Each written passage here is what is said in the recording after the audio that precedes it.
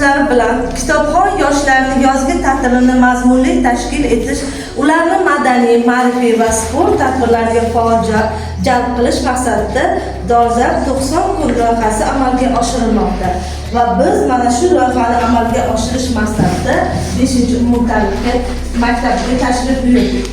Prezidentimiz Shavkat Mirziyoyev mutolaa haqida fikr bildirib, jumladan shunday degan: hammamiz uchun ayni paytda juda muhim ahamiyatga ega bo'lgan masala, ya'ni kitobxonlikni keng yoyish va yoshlarimizning kitobga bo'lgan muhabbatini, ularning ma'naviy immunitetini yanada oshirishga qaratilgan ishlarimizni yangi bosqichga olib chiqish vazifasi turibdi. Tanamiz ozuqaga ehtiyoji bo'lganidek, albatta aqlimizni ham ozuqaga ehtiyoji bor. Tanamizni, qornimizni tunu kun to'yg'izishga harakat qilar ekanmiz, aqlimizni och qoldirishimiz kerak emas. Shunday ekan, aziz kitobxonlar, bugun aqlimizga ozgina bo'lsa ham birgalikda ozuqa beramiz.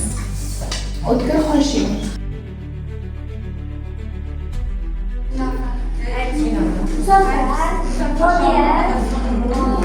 Muzaffar otasi Shomrot, Qo'rama, Zaguncha, Kimsan bor.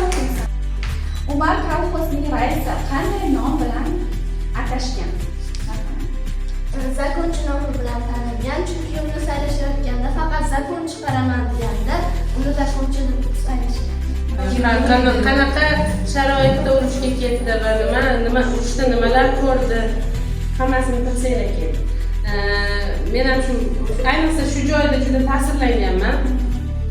Juda ham ko'ziga yosh keladigan darajada vafot etgan odam. Qish kunlari bo'lgan, qish kunlari bo'lgan va o'shanda O'sha paytda nemislar o'ylashadiki, biz yuborgan dorining ta'sirida u ko'proq yashadi deb o'ylashadi. Aslida unday emas. To'g'rida turgan qizalog'ini ko'zi qiymaganida mana shunaqa holatlar bo'ladiki, Chidab turishini aniqlagan, tajriba qilishgan. Qancha yashashini. Dadasi birinchi tushirgan insoni 1 ming yashagan. Ikkinchi u ayol bo'lgan, ayol kishi birinchi erkak kishiga qaraganda ko'proq yashagan.